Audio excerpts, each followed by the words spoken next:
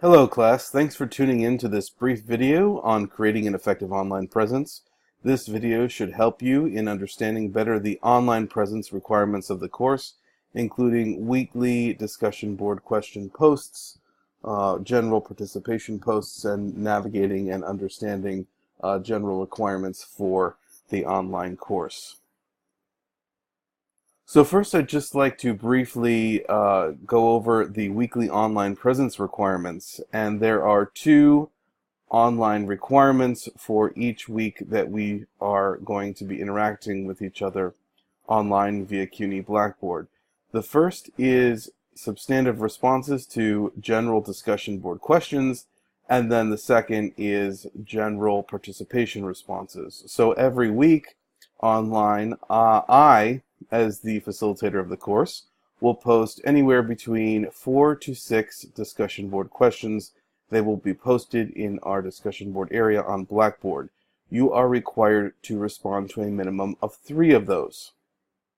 On top of that, beyond those 3 discussion board responses, you are required to make 3 general participation responses, and these can be responses to your peers or myself that are separate from the discussion board responses.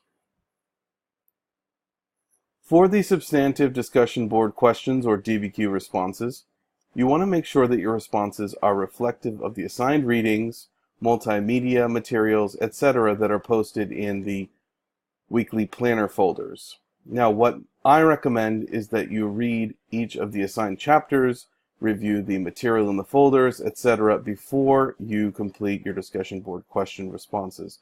Those should be the last things you do after completing all other required readings, etc. for each week. Your discussion board question responses must be between 150 and 300 words. You have to complete a minimum of 3 of them, and it's important to note that no partial credit will be given. So even if you make 3 discussion board question responses, and they're substantive, if they're not between 150 to 300 words, they will not receive any credit.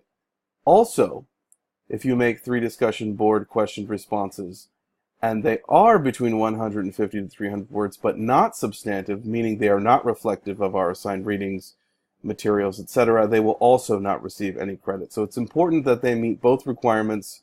They must be substantive, and they must be between 150 to 300 words.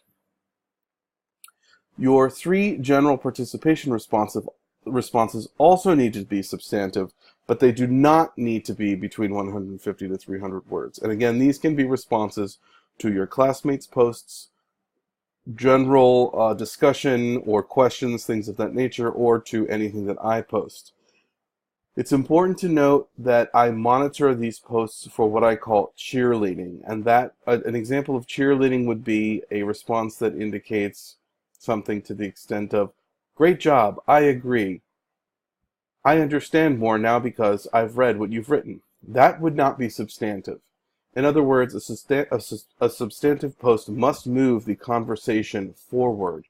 Our discussion must continue via these posts, and it shouldn't be a reiteration of something someone else said or a general kudos to someone else. Again, there are no partial credit points awarded for general participation posts. They must be substantive. An important note about deadlines is that all posts, both DBQ responses and general participation posts, must be made by 11:59 p.m. Eastern Standard Time at the end of each week or respective session.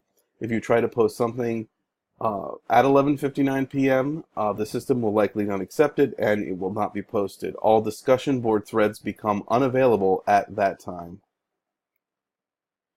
Some best practices. I recommend strongly, as per the syllabus, to compose all your responses in Microsoft Word first. This gives you an advantage in 2 ways. The first is that you have the ability to save anything you've written in the case that Blackboard or your computer malfunctions, meaning you can save your posts so that if you are composing in Blackboard and something goes wrong, you don't lose all of your work. This way you can just compose in Microsoft Word and copy and paste your responses into Blackboard before you post them officially.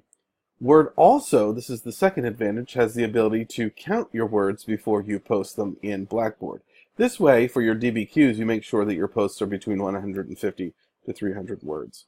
And lastly, I want to remind you, don't wait literally until the 11th hour. Give yourself some buffer time to submit those posts so that you don't run into the deadline where the discussion board thread shuts down and your responses are not accepted. Well, that's about it. If you have any questions, you can feel free to email me directly or post your questions in our Session 1 General Course Participation thread. Otherwise, good luck and have a great semester.